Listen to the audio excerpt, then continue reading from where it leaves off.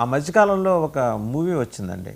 ఆ, ఆయన రవితేజ దాంట్లో అలీ హైదరాబాద్ నుంచి గుల్బర్గాకి రోజు ఏదో ఒక వెహికల్ మీద ఇసుక తీసుకుపోతూ ఉంటాడు. పోలీసులు ఇప్పుడు ఏంటంటే అక్కడ నాకు ఇసుక తీసుకెళ్తాను, చివర్లో చెప్తాడు వాడు, మీరు నా ఇసుకని చూసారు కానీ నేను ఎత్తుకెళ్తున్న బళ్ళని చూడలేదని. ఇప్పుడు ఇండియన్ మెడికల్ అసోసియేషన్ పేరు మార్చుకున్న నేషనల్ మెడికల్ కౌన్సిల్ కూడా అదే చేసింది. అంటే ఎక్రిడేషను ఇవన్నీ ఇచ్చేసి కుర్చీలు బల్లలు ఉన్నాయా, లైట్లు ఉన్నాయా, ఏసీ మిషన్లు ఉన్నాయా, లేకపోతే మెడికల్ ఎక్విప్మెంట్ ఉందని చూసారు కానీ అక్కడ ఉద్యోగం చేస్తున్నాడు ఎవడు, వాడి వ్యవహారం ఏంది గమనించాల. ఇప్పుడు చాలా ప్రమాదకరం. హమాస్ నేరుగా ఇక్కడ దాకా చొచ్చుకొచ్చిందంటే అది చాలా ఆందోళన కలిగించే అంశం. ఎందుకంటే ఆ టెర్రర్ మాడ్యూల్లో మనం చూసాం, ఇజ్రాయిల్లో వాళ్ళ పండగ రోజున 1500 మందిని పొట్టన పెట్టుకున్నారు వాళ్ళు రాకెట్ లాంచర్స్ దాడి చేసి. అట్లాంటిది ఎవటి చేసిన మన నిఘా సంస్థల్ని మనం ఎన్నిసార్లు వాళ్ళని ప్రశంసించినా ఎంత పొగిడినా తక్కువే. వాళ్ళు చాలా బాగా అవాయిడ్ చేయగలిగారు. బట్ ఈ మినేస్ ఇంకెక్కడెక్కడికి పాకిందనే చూడాలి కదా అని. వాసుదేవన్ గారు, నా పాయింట్ ఏంటంటే యూనివర్సిటీ నిర్వహణలో జరిగే లోపాలు ఆ, ఇది వేరండి. యూనివర్సిటీలో రిక్రూట్మెంట్ సరిగా జరుగుతుందా లేదా, ఫ్యాకల్టీ సరిగా ఉందా లేదా, డబ్బులు ఎక్కువ వసూలు చేసి చేస్తున్నారా, లేకుంటే 5 స్టార్ హోటల్స్లో పెట్టి తప్పుడు రిపోర్ట్ రాయిస్తున్నారు. ఇవి అన్ని చోట్ల జరిగేటువంటిది అల్ఫలా యూనివర్సిటీ కూడా చేసి ఉంటుంది, అందులో ఏమి అనుమానమే లేదు. అయితే నేను ఇక్కడ పాయింట్అవుట్ చేస్తుంది ఏమంటే, ఈ మెడికల్ కౌన్సిల్ వాళ్ళు కానీ ఇంకోరు కానీ అక్కడ ఎవరెవరు ఆ మతాన్ని కరువు కట్టినటువంటి మతోన్మాదులు ఉన్నారు, మత విద్వేషాన్ని వ్యాప్తి చేస్తుంది, వాళ్ళు చూడలేరు. ఎందుకంటే మెడికల్ కౌన్సిల్ ఆ డ్యూటీ కాదు. అది చూడాల్సింది ఏమిటంటే intelligence, whether state or centre. ఇప్పుడు వాళ్ళ మాటల్లో ఏం బోధిస్తున్నారు?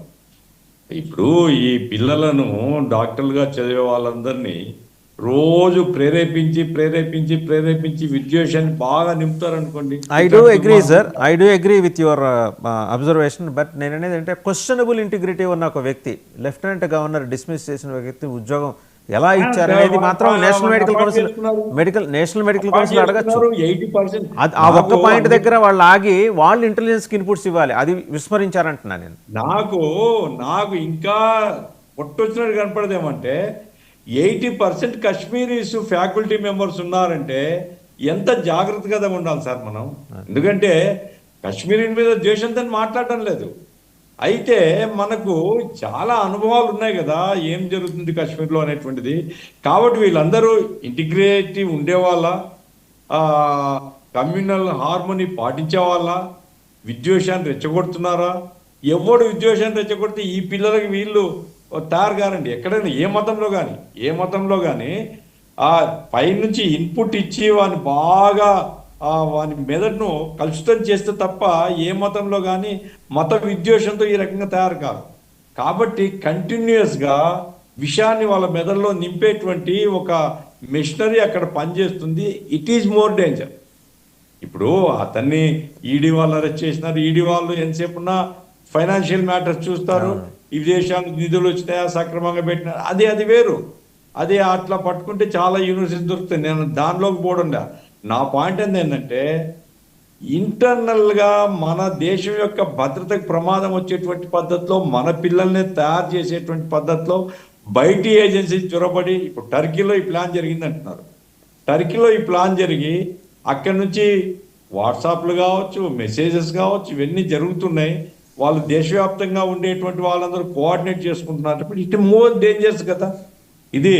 కాబట్టి నా పాయింట్, నేను నిఘా సంస్థలు నేను ఏదో అరిగేషన్ చేయడం కోసం కాదు, మోర్ విజిలెన్స్ ఈజ్ నీడెడ్. ఇంకా ఇంకా ఇంకా ఎందుకంటే సార్ ఇప్పుడు బంగ్లాదేశ్ వాడు ఆడ మతం పేరుతో దాడులు చేస్తున్నారు. ఎంత ఆందోళనకరం. ఎందుకు దాడులు చేస్తున్నాడు? వాడేందంటే విద్వేషాన్ని పెంచాల, ముస్లింలలో హిందూ ప్రజల పట్ల విద్వేషాన్ని పెంచి అక్కడ దాడులు చేస్తున్నారు.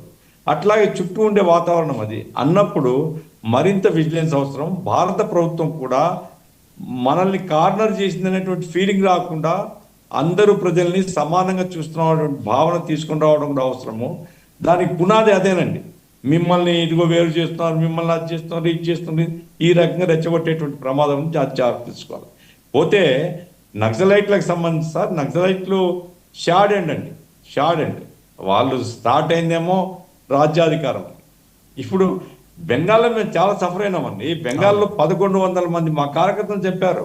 మేజర్ సఫరర్ కాబట్టి సిపిఎంఏ, అది తెలుసు. బెంగాల్లో ఎక్కువ మంది బాధితులు మీరే, సిపిఎం వాళ్ళే. కాదు, 1100 మంది కార్యకర్తలు చనిపోయినారు నక్సల్ చేతుల్లో. ఏమైనప్పటికీ అయితే చాలా మంది ఇంజనీర్లు, డాక్టర్లు, ఎంతో చదువుకున్నటువంటి వాళ్ళు, ఉన్నత విద్యార్థికులు ఈ రాంగ్ రాజకీయ సిద్ధాంతం, ఇక్కడేమో మత సిద్ధాంతం, అక్కడేమో రాజకీయ సిద్ధాంతం, అది కూడా ఉగ్రవాద, ఇప్పుడు ప్రజల్ని చైతన్యవంతం చేయకుండా ఎట్లా తీసుకొని వస్తారు సార్? కాబట్టి టెర్రరిజం ఎంతో, ఇది కూడా ఒక రకంగా రాంగ్ సైడ్ తీసుకొని పోయినారు. ఈ రెండు సమస్యలకు ఒకటేమో విషాదాంతము, రెండవది సమాజంలో దీంతో అంతమైపోదండి. ఇప్పుడు ఈ అల్ఫలా యూనివర్సిటీతో అంతమైపోదు. కాబట్టే దేశవ్యాప్తంగా అయ్యా మతం అనేది వ్యక్తిగత విశ్వాసం, మీరు పూజించుకోండి, ఆరాధించుకోండి, ఏమైనా చేయండి, కానీ ఇతర మతాల మీద విద్వేషంతో చేయడం అనేటువంటిది, ఇక్కడ మనం అంతా అన్నదమ్ములము, మనలో మనం ఇంట్లో ఈ రకమైనటువంటి దుర్మార్గాన్ని మనం అంగీకరించరాదు అనేటువంటి ఒక భావన సమాజంలో తీసుకొని రావాలా. అదే సమయంలో ఎవరైతే ఇట్లాంటి ప్రేరేపితమైనటువంటి వాళ్ళు, విదేశీ టర్కీ ఫండ్సో, పాకిస్తాన్ ఫండ్సో, ఇవన్నీ ఏవైతే ఉన్నాయో వీటిని మరింత నిఘాతో పరిశీలన చేయాలని నేను కోరుతున్నాను. రైట్, ఒకసారి రవికిరణ్ గారి దగ్గరకు. రవికిరణ్ గారు, అంటే యాజ్ రైట్లీ పాయింటెడ్ అవుట్, మన మామిడి గిరిధర్ గారు అన్నారు, హమాస్ ప్లాను, టర్కీ డబ్బులు, బంగ్లా రూటు, ఇవి కొంచెం ఏంటి చాలా పెద్ద ఆందోళన కలిగించే అంశాలు. కానీ టైం అండ్ అగైన్ మనం గుర్తు చేసుకొని అప్రిషియేట్ చేయాల్సింది, ఎలాగో అందరూ ఏకాభిప్రాయంతోనే ఉన్నాం, ప్లాట్ఫామ్ అంతా కూడా సెంట్రల్ ఏజెన్సీస్ చాలా అద్భుతంగా